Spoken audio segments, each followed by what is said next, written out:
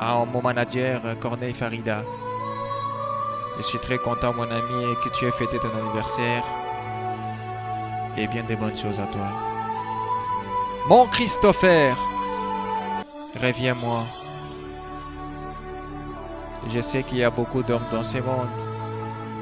Les plus riches, les plus beaux des plus que toi. Mais sache que tu restes le plus riche de mon cœur et le plus beau pour ma vie. Tu es le plus beau d'entre 10 000. Je dirais que tu es le lys de la vallée de mon cœur. Car être près de toi, c'est mon paradis. Je t'attendrai jusqu'à ce que la mort viendra. Je serai les phares qui t'éclaireront pendant tes nuits sombres, mon Christopher. S'il vous plaît, mon Christopher, je serai l'arbre en dessous, en dessous duquel tu pourras t'abriter lorsqu'il va pleuvoir. Je serai les lits sur lesquels tu vas t'endormir quand tu auras sommeil. Je serai les draps que tu te couvriras lorsque tu as froid. Je serai l'oreiller que tu mettras à ta tête quand tu auras besoin d'avoir une tête un peu surmontée. Car sans toi, voilà ma vie aujourd'hui, je suis comme une voiture en pleine pente mais sans frein.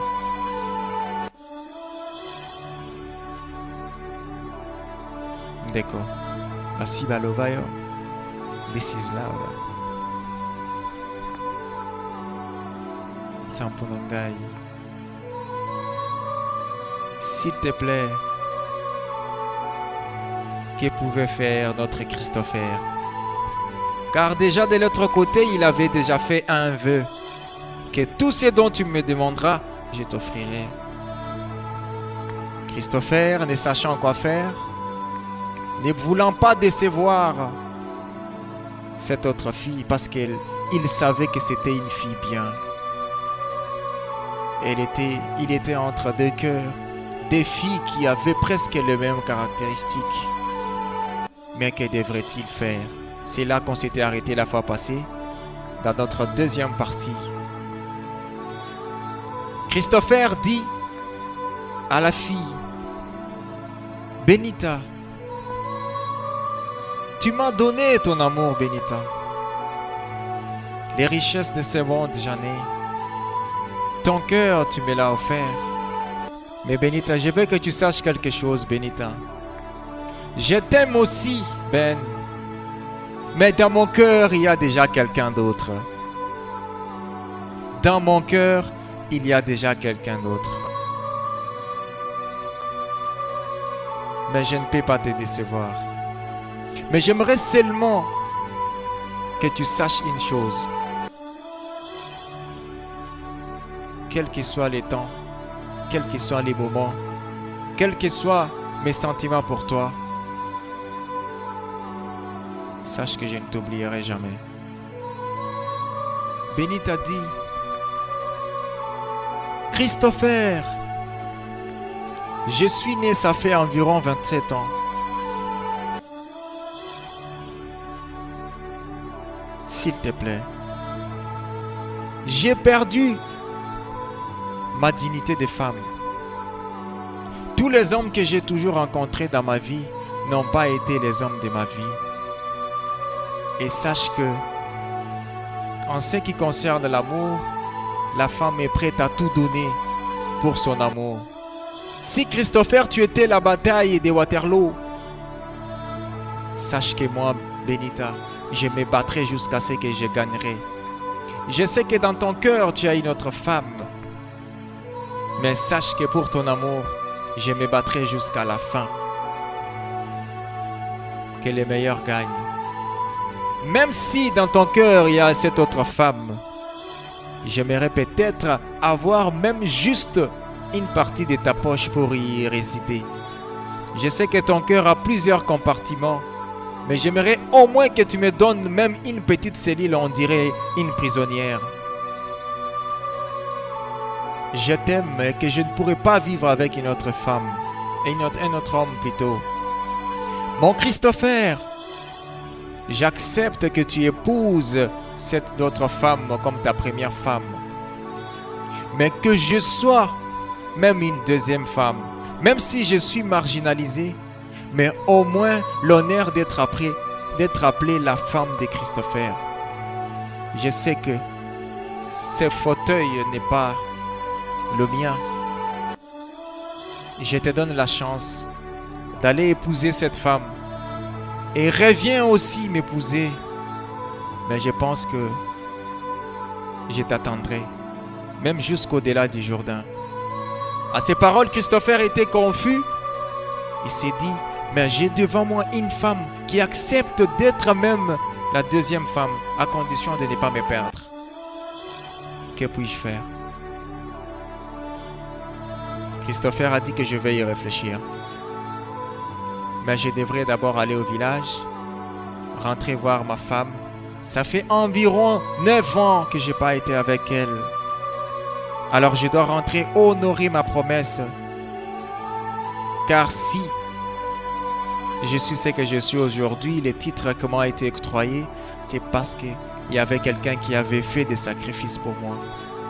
Alors je devais rendre pareil à la personne qui avait fait des sacrifices pour moi. Christopher rentre au village. C'était tout le monde dans le village qui était admiré de voir ces beaux garçons revenir avec une très belle voiture. Imaginez-vous au village, quand un beau garçon revient avec une voiture. D'ailleurs, la voiture au village, c'est quelque chose de rare. Ça passe rarement. C'était tous les villages qui étaient venus vraiment voir ces beaux gosses. Sa façon de s'habiller, parfumé, bien dopé. Après avoir pris un repas en famille, les papas devraient quand même discuter avec son fils. Mon fils, voilà maintenant que tu es grand, tu as besoin d'avoir une femme à tes côtés. Alors, est-ce que en as-tu déjà pensé? Y as-tu déjà pensé? Merci beaucoup. Le fils dit, papa, je n'ai pas le temps de penser sur la femme que je dois épouser. Mais seulement, il suffit juste de quelques papiers verts et je retire la femme. Vous connaissez les choix de ma vie. C'est Laetitia Bitotawain. Le papa dit, mon fils, c'est ton choix bien sûr, mais les choses ne sont plus encore comme tu le croyais. La femme dont tu parles, c'est une femme bien sûr, parce que tu la vois femme. Mais ce qu'elle est au plus profond d'elle, ce n'est pas une femme. Mais le fils ne comprenait pas ce que son père voulait lui dire. Il était le fils unique de son père et de sa mère. Mon fils, tu es mon unique enfant.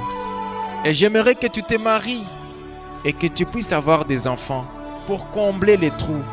Car si tu mourais aujourd'hui, ma famille n'aura pas de progéniture. Papa, j'ai compris. Mais j'aimerais seulement, papa, que tu me donnes un peu de temps. J'ai déjà fait mon choix et si je suis venu dans ce village cette fois-ci, c'est justement pour préparer mon mariage, papa. Mon fils, j'aimerais que tu saches quelque chose. Je ne vais pas te laisser aller tout droit dans un puits. Après que tu sois parti, mon fils, cette fille a avorté. Et après avoir avorté, elle a été opérée. Et sa matrice a été enlevée. C'est ce genre de femme que tu aimerais épouser. Le garçon a été perdu dans ses pensées. Il dit à son père, il regarde sa mère, maman, je suis confus. Si je suis rentré, c'est justement pour épouser ma femme. Mais je sais, maman, que je suis responsable de ce qui est arrivé à cette fille. Mais dans l'état actuel où elle est, moi aussi j'ai besoin des enfants. Je ne pourrai pas vivre avec une femme qui ne peut pas me donner des enfants. Car vous avez besoin de voir mon sang. Maman, je suis un chrétien. Et je ne peux pas nier à mes obligations. Que dois-je faire? Le père lui dit, bien que tu sois responsable de ce qui s'est passé, mais j'aimerais seulement que tu saches que tu ne peux pas épouser cette femme. Alors c'est à ce moment-là que je me suis rappelé d'une chanson d'un artiste musicien d'ici qui dit Tatoueba Mkwabu, ce n'est pas Tatoueba. Parce que le père dont je suis en train de parler, ce n'était pas son propre père, c'était l'homme qui avait hérité sa mère.